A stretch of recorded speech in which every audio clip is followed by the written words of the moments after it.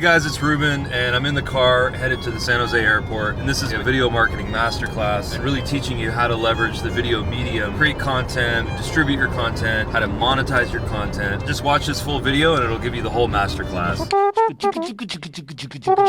is it that you're speaking to? Who's your target audience? Story is where it all starts. You got to figure out what you're talking about, if you're selling something, if you're communicating, if you're expressing yourself. What are you trying to convey to them? What are your goals? What is the true desire to make your video? Really tap into that. What is the story that you're trying to tell these people? Are you trying to educate people? Are you trying to delight them? Are you trying to entertain them? Are you trying to express yourself? What is your goal?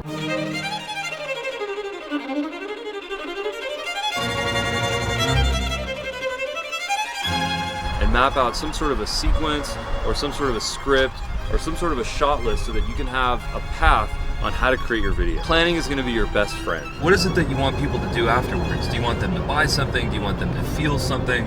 Do you want them to connect with you, to follow you, to subscribe to your channels? Oh, by the way, subscribe to our channel. Or do you just want to put some content out there just to get some views and have some fun? I'm going to walk on this little ledge here. We're going to play a bunch of different types of music, and you're going to see how it feels different based on the music that we play. Check this out.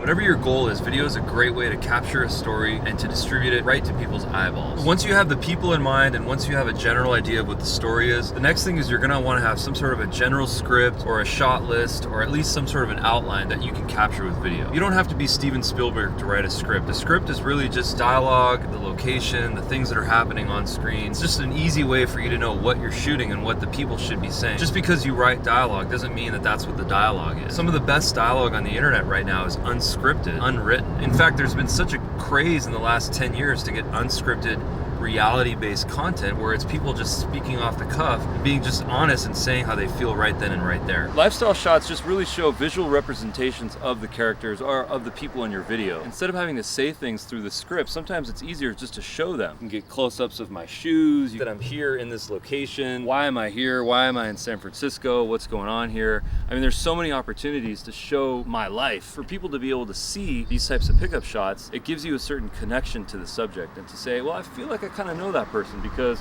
I know about their shoes or their phone or their shirt.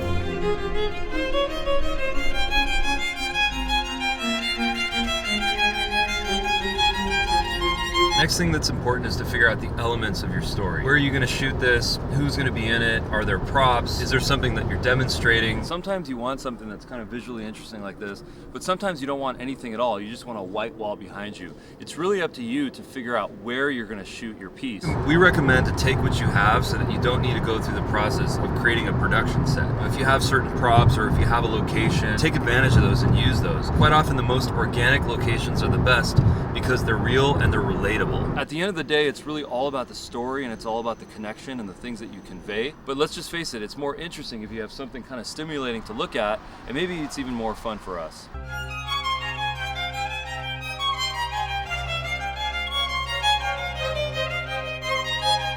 Once you have a general map of what you're gonna shoot, the next thing is to hit record. A lot of the times you can do a test shoot. That doesn't mean that that's the final product.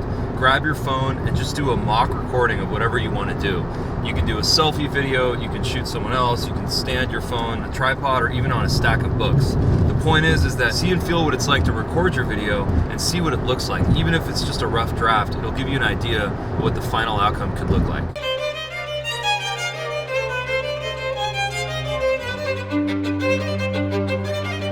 Framing is another really important thing that you got to consider. Sometimes you want to use the rule of thirds where the subject is on one side or the other side of the frame. The reason why this works is because it's not so obstructive right in someone's view as they're looking at it. And plus there might be something visually interesting here to look at. Other times you want to go direct to camera so that your subject is looking right within the frame. And that helps when you want to make an impacting statement that people can really connect to. Another premise is that you always want to keep it rolling because you never know what's going to happen. Something funny can happen or something interesting can happen.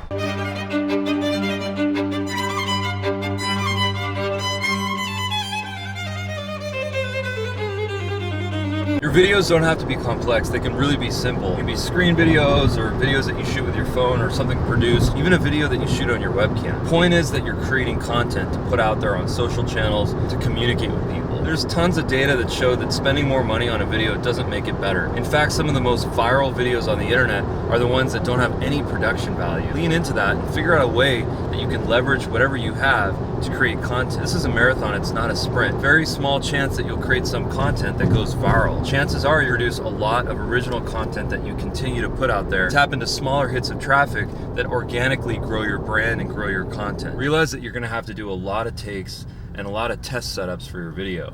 So don't just shoot one video, maybe shoot 2 to 3 and just figure out which one you like best. A lot of the times as you're shooting, you realize things that you can tweak on the fly. Things to make it shorter or more concise or more interesting ways to communicate. Don't stop until you get a piece that you like, but at the same time, don't kill yourself trying to get the perfect piece. Once you have a general video, realize that you can cut that into different lengths. Just because you have a 60-second video doesn't mean that you can't create a couple of 15-second videos or even 6-second videos. Social media loves shorter videos because people's attention spans are really short. Try to figure out a way to take your single video and to parse it into multiple videos that you can test and figure out which length works the best. Once you have your versions of your video, you're gonna want to get it out there. You can email them, you can put them on social, you can put them on YouTube, Facebook, Instagram, Twitter. There's a lot of different ways that you can distribute them. You're doing a test and you're seeing which one gives you the most traction. As you put your videos out, realize that it's a catalyst for conversation. Anytime you get an engagement, a like, or a comment, try to re-engage and reply to every single comment because that's gonna help you get more organic visibility. When it comes to distribution, there's one-to-many and one-to-one. One-to-many is when you're putting your video out there for multiple people to see on social channels or an email blast. But one-to-one is when you send your video directly to a person